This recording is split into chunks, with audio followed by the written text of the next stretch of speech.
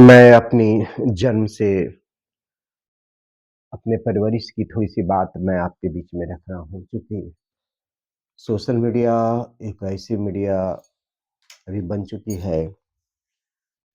कि लोग कहते हैं कि प्लेटफ़ॉर्म नहीं है, हमें अपनी एक्ट करने की, हमें अपनी बात कहने की, हमें अपनी आपके साथ अपने विचारों को आदान-प्रदान करने के लिए लेकिन आज एक यह माध्यम ऐसा माध्यम दे दिया गया है कि इससे आप अपनी सारी बात कर सकते हैं। मुझे उस दिन को याद है कि जब हमारी जन्म हुई, कहा करते थे कि अकाल बहुत पड़ी हुई है। मेरी माँ यह भी कहा करती थी कि खाने-पीने में बहुत परेशानी थी, न धान, न गेहूँ, लोग बाजरा पर ही ज़्यादा अधिकतर जीवन अपना जीते थे और हमारे दादा-दादी सभी मिट्टी के घरों में हमारी परवरिश हुई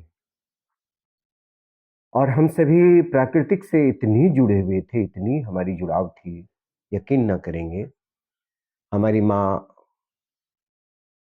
इस सीज़न में जब मानसून के सीज़न में जब धान की खेती हुआ करती थी, तो धान पूरी काट कर बालियों लाकर अपने माथे पे लाकर रखती थी।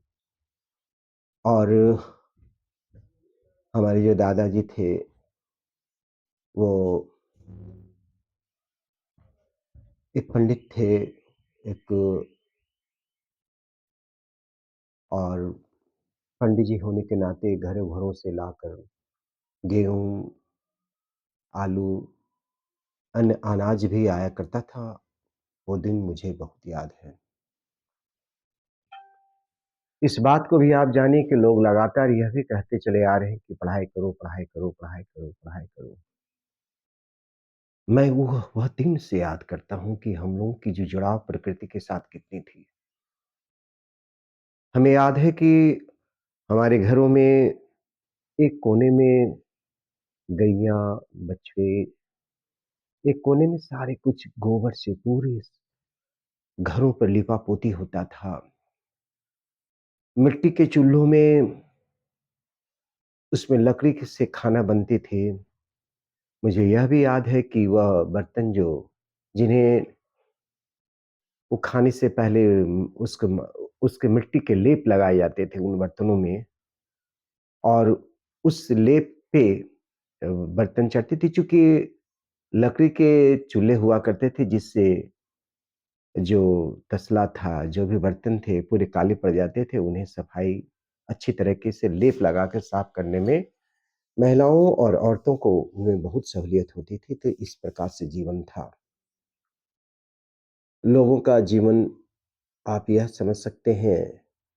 कि हमारे दादाजी का आयु लगभग 97-98 साल में डेथ हुए।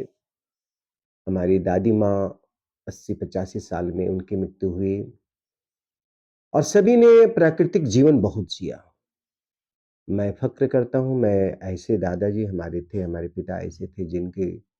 अर्ली इन द मॉर्निंग शुरुआत होती थी 3:30 से और शाम के 7 साढ़े 7 बजे उनका सो जाना हुआ करता था, यानी प्राकृतिक से इतना मिलना और कभी भी उन लोगों ने मैं ये नहीं देखा हूँ कि टॉयलेट होना ना होना अलग बात होता है, लेकिन कभी भी टॉयलेट का इन लोगों ने यूज़ नहीं किया। ये लोग इसको कहते थे लोग हम लोग मैदान जा रहे हैं और वहाँ पे जाके अपना ज़िंदगी वहाँ अपना द दिन की शुरुआत करते थे और हम लोगों ने भी कुछ सालों तक मैं भी जब बचपन में थे, तो हम भी बहुत सालों तक इसका फ़ॉलो किया था। उस समय मैंने जो मिट्टी की सुगंध और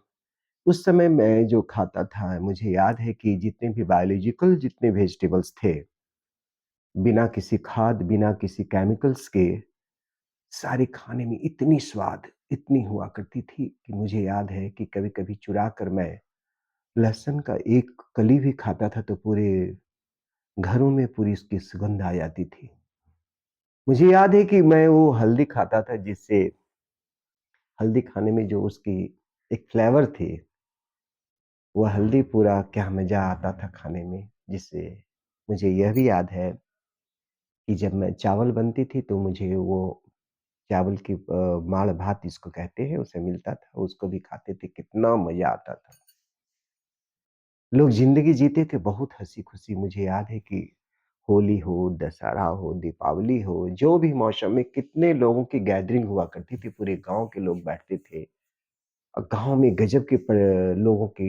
पद प्रतिष्ठा हुआ करता था, लोग बड़ों-छोटों की इतनी मान-मर्यादा और बड़ा ही समावेश की ज़िंदगी थी, यह थी प्राकृतिक ज़िंदगी। प्राकृतिक ज़िंदगी का मतलब यह हुआ,